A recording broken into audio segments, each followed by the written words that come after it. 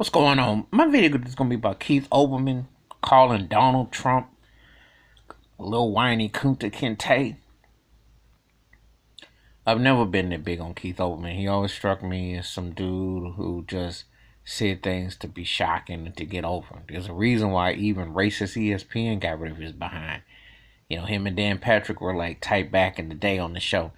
But he just one of them pseudo wannabe shock jock type of cats who's a broadcaster, journalist, whatever. And he'll just land wherever just to say whatever he wants to say. But Keith Olbermann made remarks about O.J. Simpson and others subtly. And see, the thing about it is this.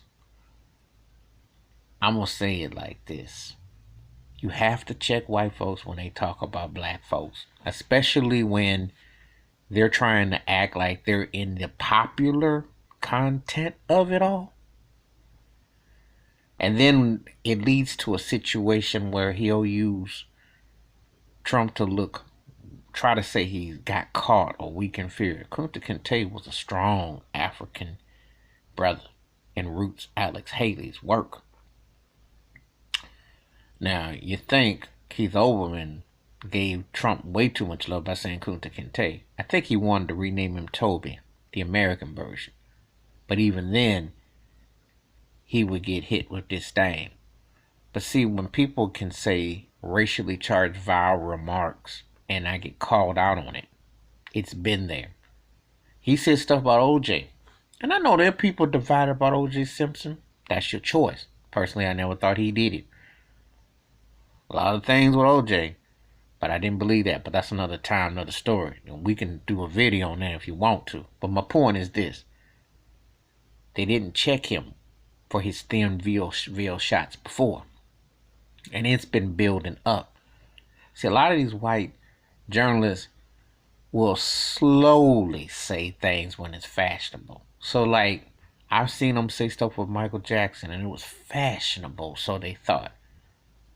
But then when something comes to the pass, or be Obama, somebody black comes along that you go, wait a minute, pump the brakes.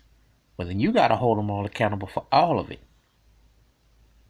See, if you're going to use those kind of terms and tones, you got to make everybody accountable. And a lot of them don't.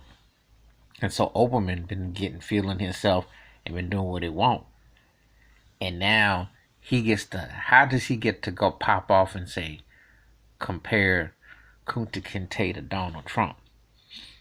What is he really trying to say? Because Keith Olbermann sounds like a grand wizard in waiting. There is no comparison. Believe me, Kunte Kinte was 100 times the man Donald Trump would dream to be. Because he actually had a brain to use it. He didn't get no help.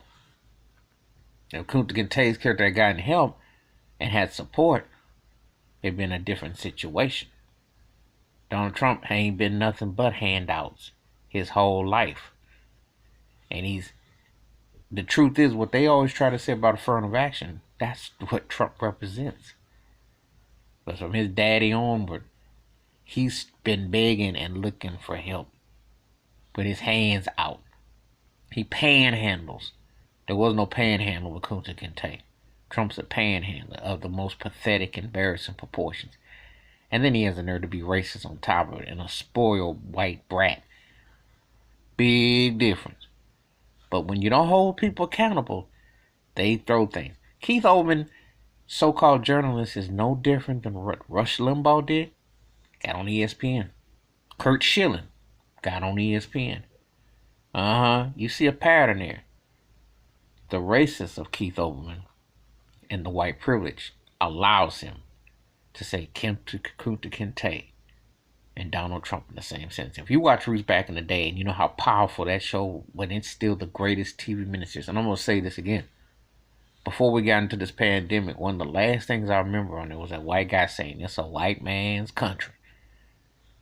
Keith Olbermann can play with fire hiding behind the keyboard because he knows he's privileged until somebody checks him on it.